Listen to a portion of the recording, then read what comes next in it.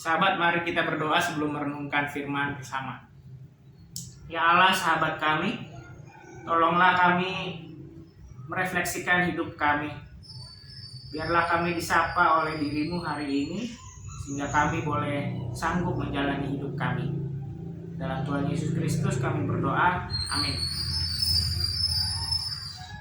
Sahabat, perenungan kita pagi ini dari Mazmur 128 ayat 4.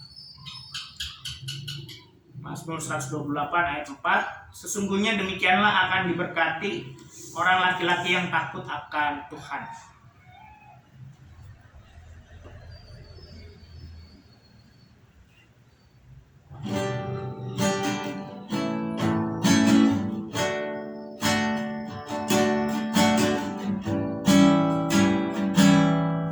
Harta yang paling berharga adalah keluarga. Istana yang paling indah adalah keluarga.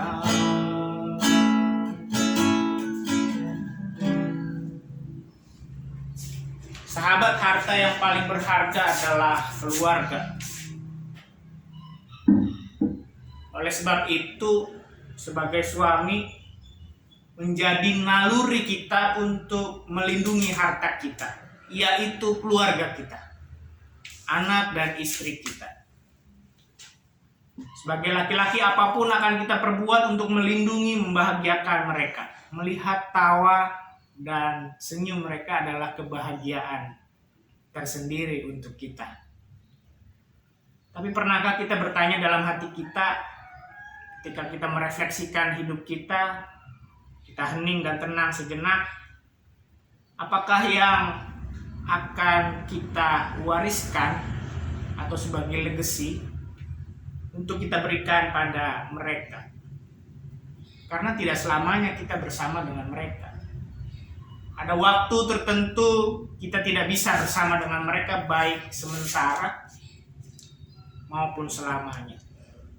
Siapa yang melindungi mereka? Siapa yang menuntun dan mengarahkan anak istri kita? Siapa yang membahagiakan keluarga kita? Ya, sebagai manusia kita terbatas. Perlindungan kita terbatas. Upaya kita untuk membahagiakan mereka terbatas. Ada hal-hal yang di luar kuasa diri kita yang bisa terjadi atas mereka. Demikian juga kalau kita mewariskan harta, kita berpikir mewariskan harta bisa habis. Pasti habis kalau tidak dikelola dengan baik. Soal kebahagiaan manusia juga, apakah kebahagiaan keluarga kita bergantung pada harta?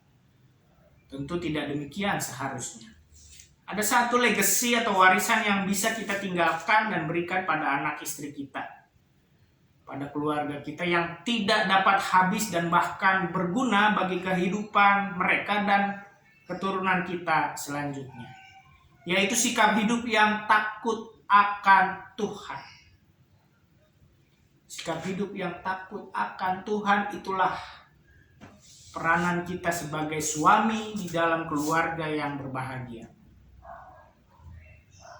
Hidup yang takut akan Tuhan berarti dalam setiap keputusan yang kita ambil maupun keluarga kita ambil itu melibatkan Tuhan, memprioritaskan Tuhan dan memilih Tuhan sebagai penentu tindakan kita.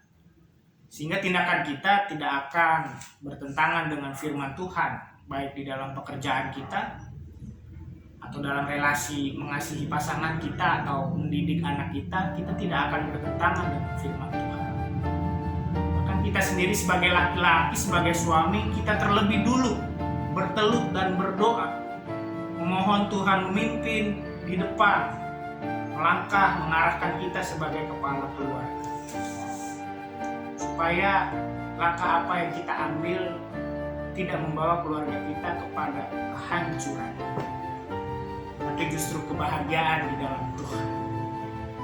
Mazmur 128 ayat 4 mengingatkan bahwa laki-laki yang takut akan Tuhan akan menerima berkat, baik bagi dirinya maupun keluarganya, istri, anak, dan keturunan selanjutnya.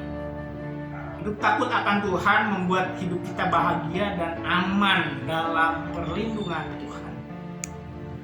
Seorang suami mengarahkan keluarganya agar takut akan Tuhan itu lewat teladan hidup yang dilihat oleh keluarga dan ada di dalam keluarga. Yosua, sebagaimana Yosua 24 ayat 15b mengatakan, "Tetapi aku dan seisi rumahku kami akan beribadah kepada Tuhan." Maka marilah kita juga berkomitmen demikian. Kita dan seisi rumah kita akan beribadah dan takut akan Tuhan. Tuhan Yesus memberkati dan memampukan kita sebagai laki-laki, sebagai suami, untuk bisa membimbing keluarga kita takut akan Tuhan. Amin. Kita berdoa. Dalam Yesus kami memohon kemampuan untuk kami bisa memberikan teladan dalam keluarga kami, untuk bisa menuntun anak istri kami, memberikan warisan legacy pada mereka, yaitu sikap hidup takut akan Tuhan yang akan menjadi berkat bagi kehidupan kami dan juga keluarga kami, anak dan istri kami. Mampukanlah kami Tuhan, dalam nama Tuhan Yesus Kristus kami berdoa. Amin.